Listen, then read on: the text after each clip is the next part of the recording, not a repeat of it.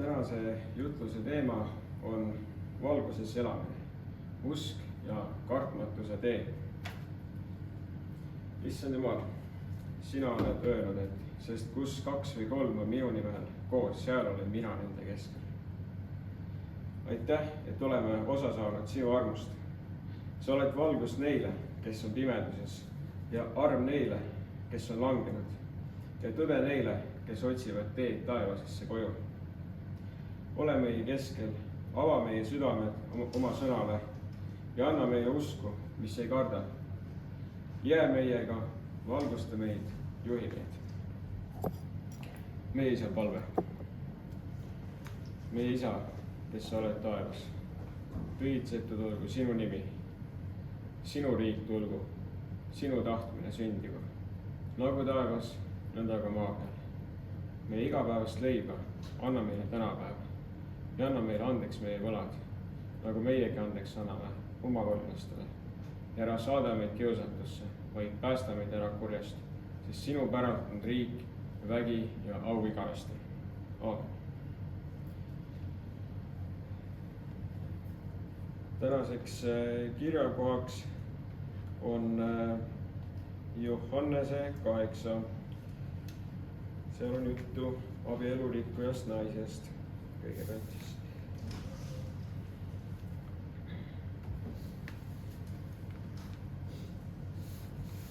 Aga Jeesus läks Ülimäele, kuid kodu ajal tuli ta tagasi pühakotta ning kogu rahvas tuli tema juurde ning ta istus ja õpetas neid. Aga kirjatundjad ja variserid tõid abielu rikkumiselt tabatud naise, panid ta keskele seisma ja ütlesid Jeesusele: õpetaja, see naine tabati abielu rikkumiselt. Mooses on seaduses käskinud niisugused kividega surnuks visata. Mida nüüd sina ütled? Aga seda nad ütlesid teda proovile pannes, et nad saaksid teda süüdistada. Jeesus kummardus ja kirjutas sõrmega maa peale. Nende sõnade järel ta sülitas maha ja tegi süljest muda ning võidis mudaga,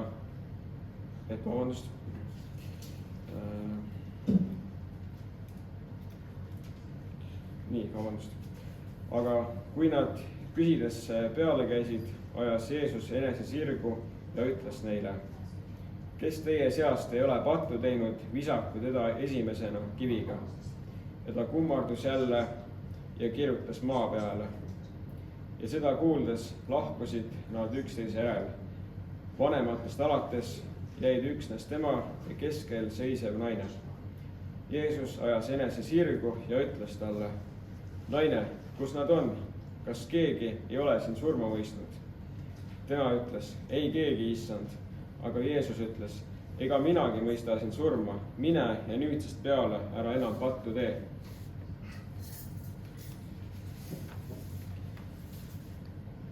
Variserid tõid Jeesuse ette abielu rikkunud naise.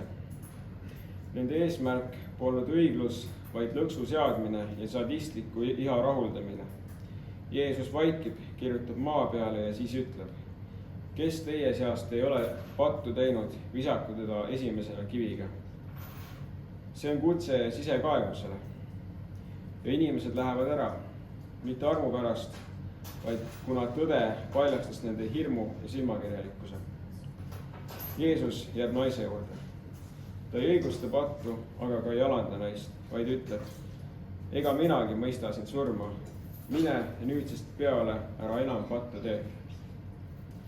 Lugu abielu rikkuja naisest ilmestab, et Jumala tõde ei hävita, vaid kutsub uuele elule.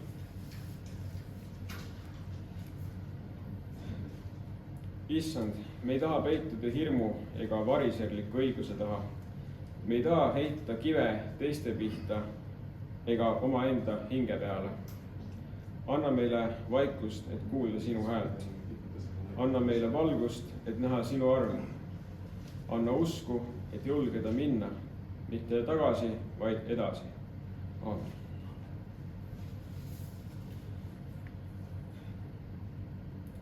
Siis Jeesus rääkis neile taas: mina olen maailma valgus.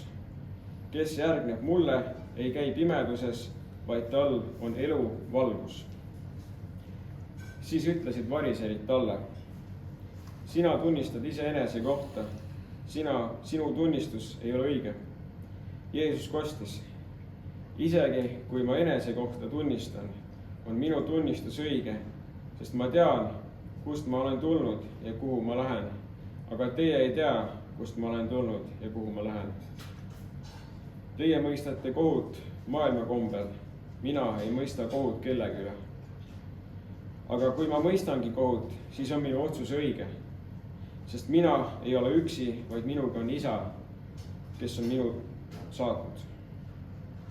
Ja peale selle on ka teie seadusesse kirjutatud, et 2 inimese tunnistus on õige. Mina ise olen tunnistajaks enese kohta, minu kohta tunnistab Isa, kes mind on saatnud. Siis nad ütlesid talle: kus on sinu Isa? Jeesus vastas: te ei tunne mind ega minu Isa. Kui te tunneksite mind, tunneksite te ka mu Isa.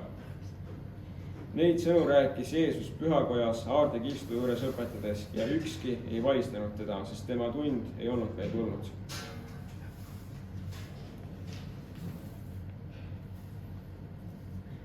Kui kivid olid maha langenud ja rahvas koos variseeridega taas Jeesuse ümber kogunenud, ütles Jeesus: kes järgneb mulle, ei käi pimeduses, vaid tal on eluvalgus.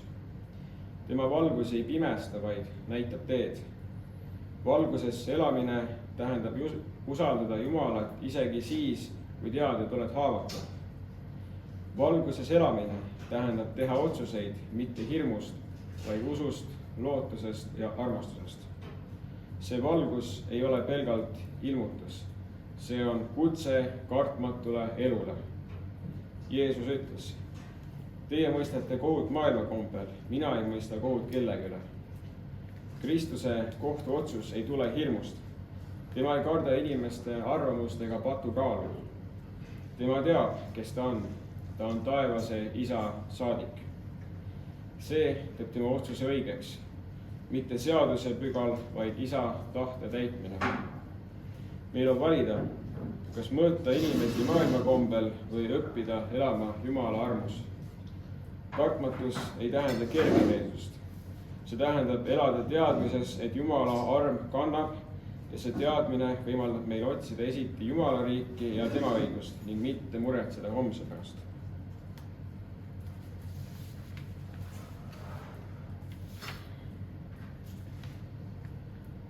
Võtame nüüd vaikuse minutit.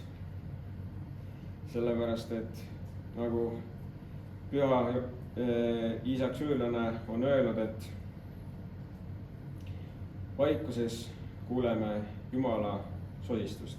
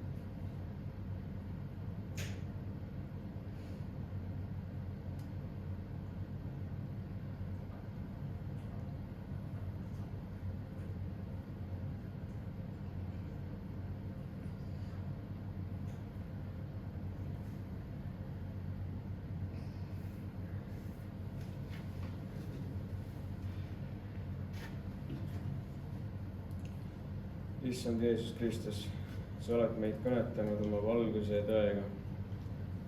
Luba meil sellest paigast lahkuda üksnes lihase südamega, mis on valmis kandma, toetama ja armastama. Anna meile usku, mis ei karda patuvarju, vaid teab, et valgus on võitnud pimeduse. Ole meie tee, meie valgus ja meie elu täna ja igavesti. Õnnista seda toitu, mida jagame, ja lase oma rõõmul jääda meie sisse. Palume õnnistust ka erakonna plaan B praegustele ja tulevastele liikmetele, meie püsimist õigel teel ja kuulekust issandale. Issand, õnnistagu sind ja hoidku sind. Issand, lasku oma pale paista sinu peale ja olgu sulle armuline. Issand, tõstku oma pale sinu üle ja andku sulle rahu. Aamen. Psalmi lõpetuseks psalm 27:1. Issand on mu valgus ja mu pääste, keda ma peaksin kartma.